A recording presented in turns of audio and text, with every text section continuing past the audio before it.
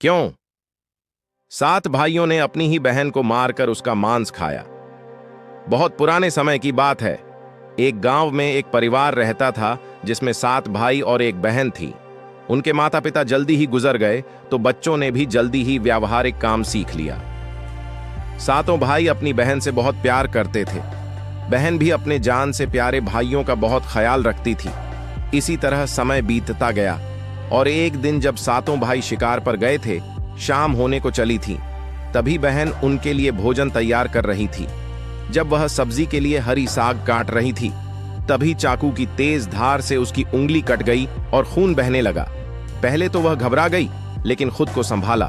उसने सोचा, अगर भाइयों को पता चला तो बहुत परेशान होंगे, मुझे उन्हें यह बात नहीं बतानी चाहिए। उसने जल्दी से बहते खून को अपनी ओढ़नी से पोंछना चाहा, किंतु उसे लगा कि अगर भाई ध्यान से देखेंगे तो उन्हें पता चल जाएगा। बहुत सोच विचार के बाद जब उसे कुछ समझ ना आया तो उसने अपना बहता हुआ खून उसी साग से पोंछ लिया जिसकी वह सब्जी बनाने जा रही थी।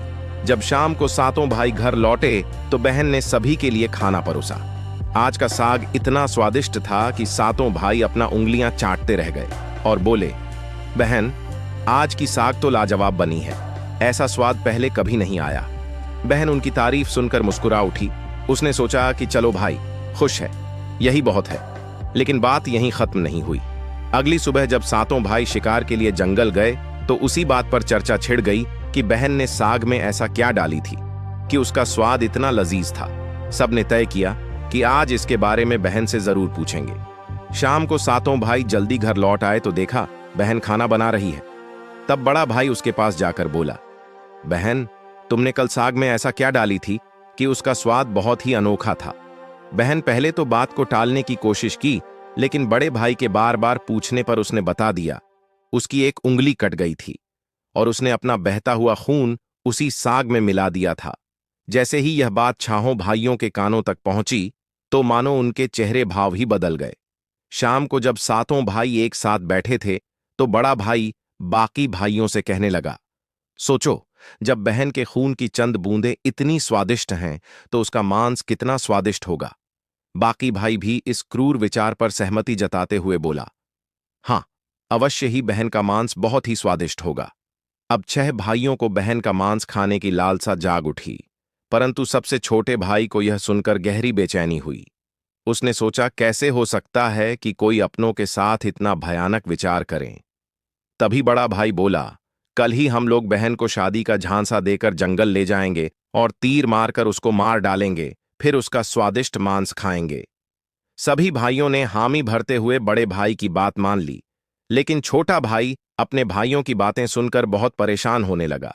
वह अपनी प्यारी बहन को बचाने के लिए बेचैन सा हो गया। वह खुलकर इसका विरोध नहीं कर सकता था, क्योंकि छाहों भाई एक तरफ, अगले दिन बड़े भाई ने बहन को बड़े प्रेम से बुलाया। प्यारी बहन, तुम अब शादी के लायक हो गई हो। हमने तुम्हारे लिए एक बहुत ही सुंदर और योग्य वर खोज लिया है। आज हम तुम्हें उसका घर दिखाने ले चलेंगे। तुम तैयार हो जाओ बहन। यह सुनकर बहुत खुश हुई। आखिरकार वह भी अपना घर परिवार बसाने का सपना देख रही थी। वह उत्साह से तैयार हुई और अपने भाइयों के साथ चल पड़ी। रास्ते भर बहन खुश थी, लेकिन इतनी दूर तक चलने के कारण बहन पूरी तरह से थक चुकी थी। तब उसने बड़े भाई से पूछा, भैया, मेरा ससुराल अब कितना दूर है? बड़ा भाई मुस्कुराया और सामने की तरफ इशारा करते हुए बोला, देखो, वह रहा तुम्हारा ससुराल। वहां तुम रानी की तरह राज करोगी।